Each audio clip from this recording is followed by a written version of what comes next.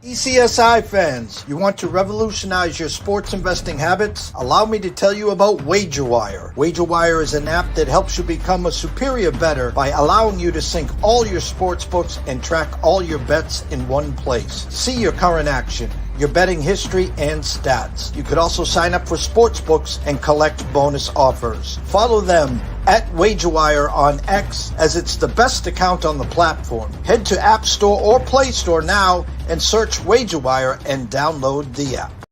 2,000 years long, we will never settle. Hard days, no way, with a heavy metal. No time, no fail, won't stop here. Like a torch to a flame when it burns hot. We won't stop. Come on, bring it higher.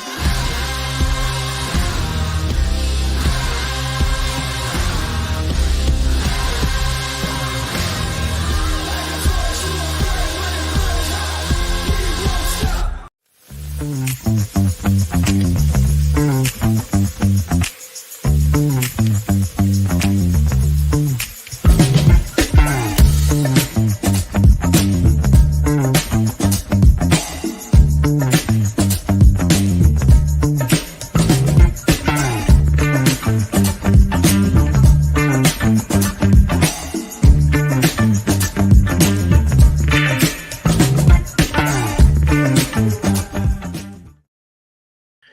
Good afternoon, sports fans and fight fans from all around the globe. I am the host, Jeff Dawson, East Coast Sports Investors. It's that time of the week for Fight Night Fortunes, UFC Las Vegas 98, live at the Apex with good friend and colleague, Mr. Lou Finocchiaro. Go follow him at GamLou on the Twitter or X or whatever we're calling it today. Shout out to our proud sponsor and partnerships. Of course, it's WagerWire. Head on over to Google Play. Download that app. It is free. Atlanta Steak and Seafood. Head on over to Facebook. Introduce yourself to Terry Smith. While you're there, head on over to Atlanta Steak and Seafood website. Place an order. If you place an order for a box of steaks this week, promo code STRIP, STRIP. That's strip for steak, not strip club. LOL there, of course. And get $25 off your order. Tell them JD from ECSI sent you. And, of course, Viva Tequila Seltzer, CT Bets. The East Coast is cuckoo for coconut. Head on over to wherever you try your adult beverages. If they don't have Viva, ask why. Elijah Cox behind the glass, the best in the business, of course. Let's bring in Mr. Lou Finocchiaro. Good afternoon, sir. I'm doing great, Jeff. Thanks for having me on. It's another Thursday. These Thursdays march by, but I love it because we line these UFC events up, and out of 52 weeks, there's 44 or 46 of them. So this is fun. We're in the grind. We're in the last quarter right now, so time to get rolling. Last week, Salt Lake City, a little elevation there. This week, back to Vegas, the Apex, obviously smaller octagon, and of course, a lot less people in the stands. Yes, and so while that seems to affect the fans watching a great deal, I've noticed mostly from social media, while the fighters prefer it live, they seem to think, in their opinion mostly, is that it's like they're training or they're in their own gym practicing because it's small, quaint. You can hear the other corner barking instructions to the fighter. You've seen the fighters react to the other corner. It's to me, I really dig it.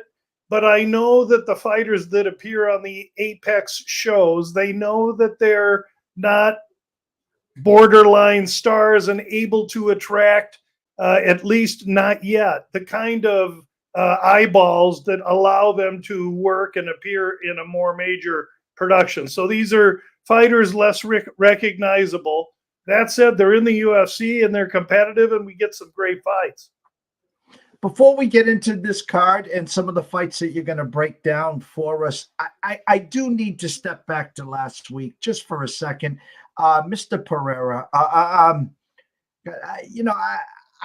everything about him, he's like a walking oak tree. And I couldn't even imagine one of those leg kicks. And you talked about Roundtree stepping up and, really trying to, take down Goliath here. Pereira did what he had to do, kind of just chop at the leg, however you want to say it. Talk a little about that fight and who could we put in front of Mr. Pereira that would kind of slow the train down a little? They will put in front of Pereira the guy they've been delaying putting in front of Pereira, the guy they've been hiding from him, the guy they don't want to fight him until now because they have to. Or I should say, unless he gets beat in his upcoming fight in the next few weeks against Alexander Rakic. And of course, I'm talking about the Russian Ankalaev, Magomed Ankalaev. He is a light heavyweight monster. He's a fighter that's most due the next chance. He was due some fights ago, but I get the fact that the Wrestling Foundation is a tough watch for people that are looking for knock your head off violence. And that's what the UFC wants to market. So I would say that right now, wrestling-based fighters, for instance, just in last week's card, Mario Bautista from Phoenix came out and smothered Jose Aldo. He did it with unrelenting forward pressure wrestling, pressing him against the fence. Everybody wants to take away from Bautista that he smothered Aldo and didn't get a chance to allow Aldo to go out there and fight. Why give Aldo his only chance to win? So I guess I'm kind of airing dirty laundry that I don't like that he's trying to kind of encourage less wrestling. That said, the real threats to every championship belt at every level in every weight division is the foundation, the founded wrestler that can also strike, avoid striking, and compete. And in this case, Ankalaev is that guy, and they can't keep Pereira away from him any longer. And that's the fight everyone wants to see anyway, because he's going to attempt to wrestle Pereira up, and Pereira's going to have to defend unrelenting forward pressure, as opposed to guys that want to fight him at his strength, at standing up and at distance. That's suicide. We've seen that in a number of fights. Last question, and it's just after a tweet that I saw on social media on Twitter. It was Amanda Nunes dancing and kind of toying around with Dana Yada. Do you think there's a chance in any world that she could come back, or is she's had her time and mother and just going to walk away? Well, I think if she was going to be a mother and walk away, we wouldn't have seen that video. I mean, she's telling us, right? And she's telling us because what's happening, it isn't between Pennington and Juliana Pena, which was a snoozer. Go make your sandwich and get a lemonade. She's talking about Kayla Harrison, who brings eyeballs and hype into the division, unlike any other woman in the division since Amanda left. And so Harrison now will get pitted more than likely against Pena. She will be a steamroller, and Pena will be a fly on the concrete, and Harrison will steamroll over her, and then Pena will come back. Nunes will come back, Amanda Nunes, and it'll be Nunes and Kayla Harrison in a super fight. And for the first time since Nunes walked away, they'll get a fight in women's bantamweight. That's 135 pounds. That means something. Well, we can't wait here. I got my eyes on that. I saw that. I was like, oh, dear, here we go. So I'm going to go to DraftKings right now. We're going to break down 4 fights here. I'm going to give you the current odds right now. Jonathan Pierce, Pat Sabatini. Currently, Pierce -180, Pat Sabatini +150.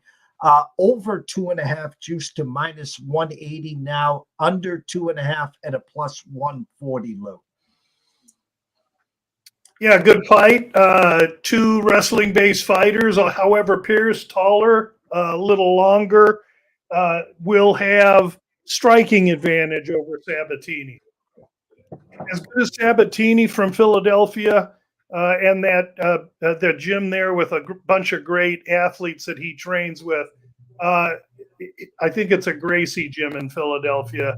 Nonetheless, the Sabatini is really a killer wrestler, but not fluent taking strikes, and he can be. It appears it's appeared that he can be chinny. Now, if anybody gets flushed, they're going to go. But wrestlers oftentimes have to really worry about striking, strike defense, and how to take shots. And I worry about him taking shots against a guy in Pierce that's real durable, strong, and going to be there. Pierce, by the way, trains in Phoenix here in Arizona, and he's going to be a couple inches taller a year, younger, and have an inch reach advantage. So he's going to want to keep it standing. Sabatini's going to want to attack him. I put this one on here because I think Pierce is on it.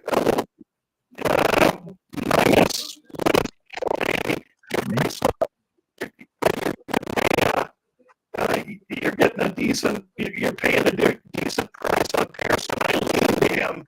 I have a couple underdogs I want to give later in the card. This one isn't it.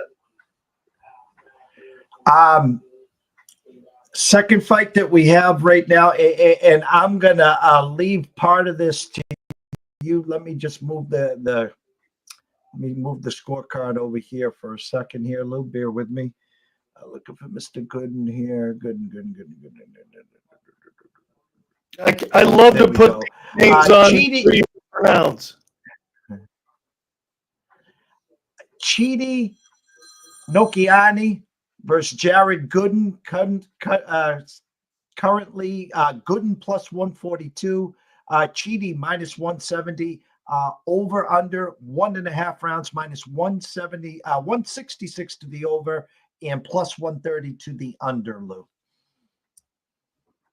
I just can't. Not only do I like to put these names in to listen to you pronounce, but this happens to be a really great fight.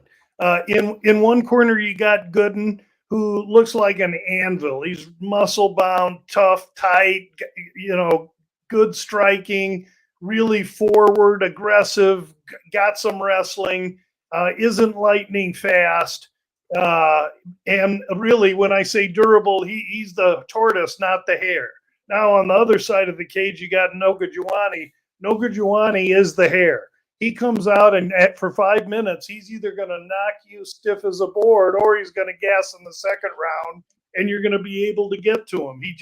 He runs out of juice. Now, in this fight, you've got Nogujuani bordering on 36, Gooden 30, and Gooden's fought good guys to a decision before. This 1.5 is leaning to Nogujuani. Nogujuani is the minus 170 favorite. I get it, but I like Gooden here. And if you're gonna think about Gooden, you can either take him pre-flop or you can watch the fight and have your DraftKings there or FanDuel, however you use it, if you can live bet. Because if Gooden can survive the first round, he'll be as big an underdog or bigger than he is at start, and then you can take him before the second round, because if Gooden can steer this into the second round, I think he holds great advantage.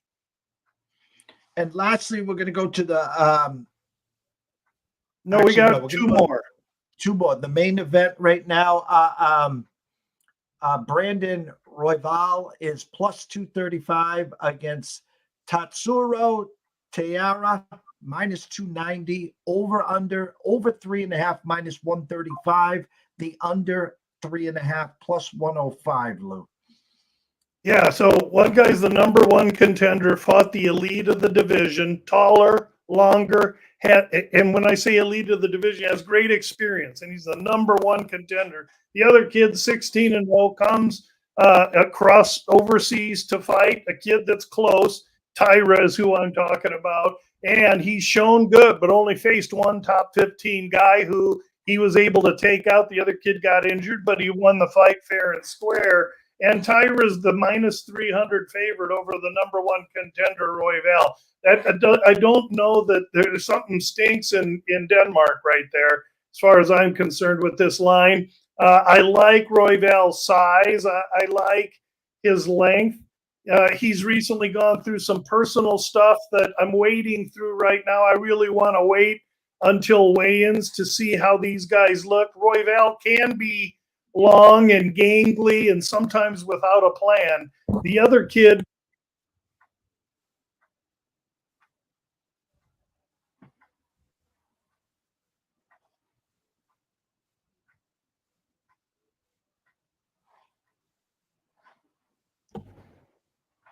sorry guys, when I was talking, I got to hitting my microphone. And so what I was trying to say is the UFC is fast tracking the Japanese young man Taira into this fight. He's getting a #1 contender awful quick.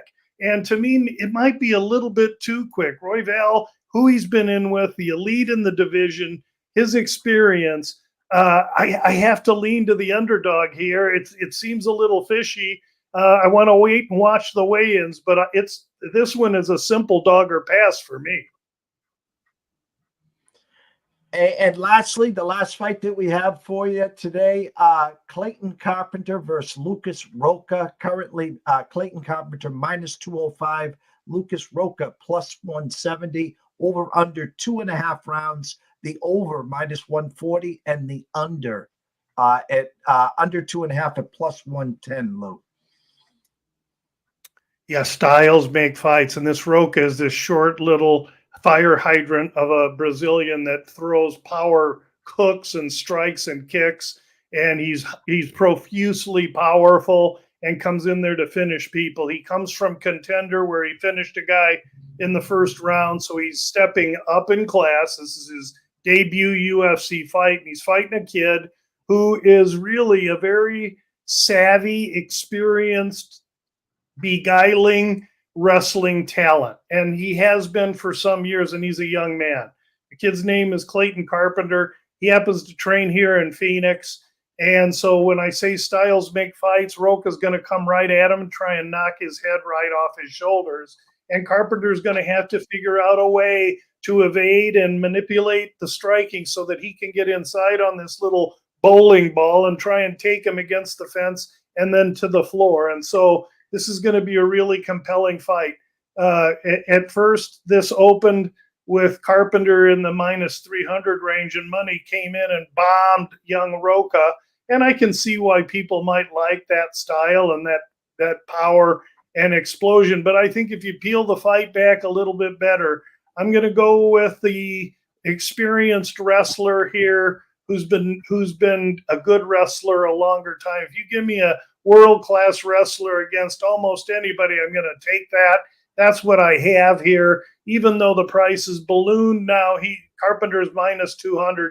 I still think that if you pick the winner, Carpenter gets his hand raised here, most likely in decision. I'm not going to disrespect Roca, but I would really encourage a consideration on Carpenter and one on Gooden.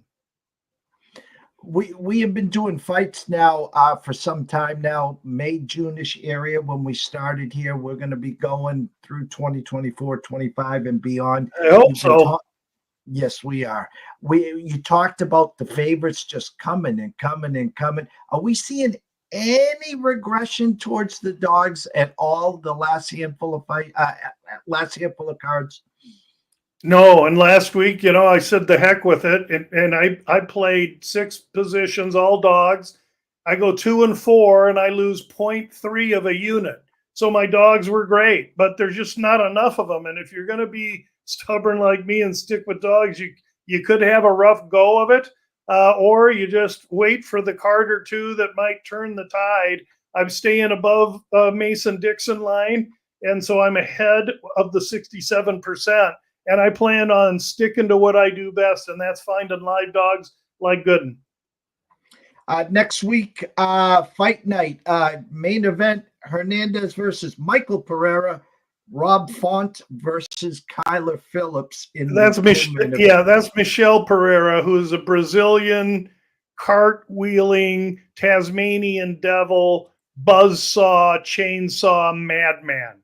And the guy he's fighting, it's Hernandez. Fluffy Hernandez is a killer submission guy. This should be unbelievable fight. The co-main event, Kyler Phillips is a kid that fights up at the MMA lab where I'm close. I don't know the young man, but I've seen him work out and been in the gym with him numerous occasions. He's a very talented young man. He fights Rob Font, who's shipping in from the east side, Boston. He's a Boston guy, tough as nails, experienced, really good boxing. That'll be a good fight too. Scroll has been going the whole time. Everyone knows here to go follow you at Gamlu. They can catch you on VSiN. On Mondays, the Sneak Teep podcast. And then on Fridays, of course, the About Business podcast after the weigh-ins. But we always end with you, Lou, to talk about your website and where else they can find all your work, Lou. Check the website, gamblu.com. Go up to the top right corner, San Xavier Mission. We direct proceeds to the oldest mission in the States. That's the San Xavier Mission, south of Tucson here in Phoenix. And other than that, Jeffrey, I really appreciate you having me on. I dig your followers and your listeners. I'm happy to contribute, and we'll look forward to you guys cashing a few tickets, and we'll be back here next week when we do another UFC Fight Night. From myself, Jeff Dawson at EC Sports Invest, the one and only Lou Finocchiaro at Gamlu, Elijah Cox behind the glass, 5 o'clock.